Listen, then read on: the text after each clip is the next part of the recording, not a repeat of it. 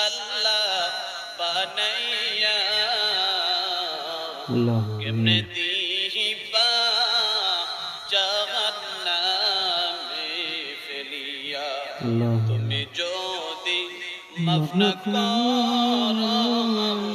বান্দারে বলো তোমার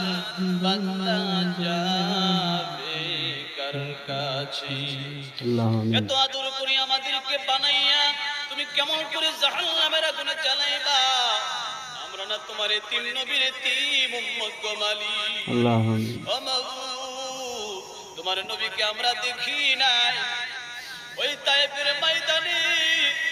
তোমার নবীকে দেখার পরও কালিমা পড়ে নাই পাথর দিয়ে নবীর মাথা রক্তাক্ত করে দিয়েছে আল্লাহ আমরা কোনোদিন তোমার নবীকে দেখি নাই না দেখে তোমার নবীর বিধান মেনে তোমার নবীকে মুহাব্বত করে শরীয়তের বিধান মানি আয় আল্লাহ এতিম নবীর এতিম উম্মত হিসাবে আমাদের জিন্দেগীর तमाम গুনাহ খাতাগুলো maaf করে দাও আল্লাহ আমিন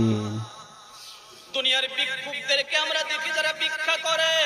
কারে দুয়ারে গিয়া ভিক্ষা যদি চায় যদি ভিক্ষা না দেয় আরেক দুয়ারে গিয়া ভিক্ষা চায় আল্লাহ আমরা তোমার দরবারে ভিক্ষুকের নেই হাত বাড়াইলাম যদি দাঁড়ায়া দাও দুনিয়ার জমিনে কোনো দরবার নাই এই রব্বুল আলামিন সন্তানকে যদি বাবা বাড়ি থেকে বের করে দেয় পিছনের দরজা দিয়া মা তার সন্তানকে জড়ায় আল্লাহ তোমার দরবার থেকে আমাদেরকে তাড়ায়া দিলে দুনিয়ার জমিনে কোনো দরবার নাই তুমি আমাদেরকে তাড়ায়া দিও না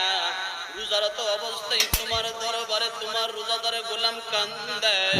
খালি হাতে আমাদেরকে তুমি ফিরাইয়া দিও আল্লাহ রব্বুল আলামিন আমরা যারা হাত বাড়াইলাম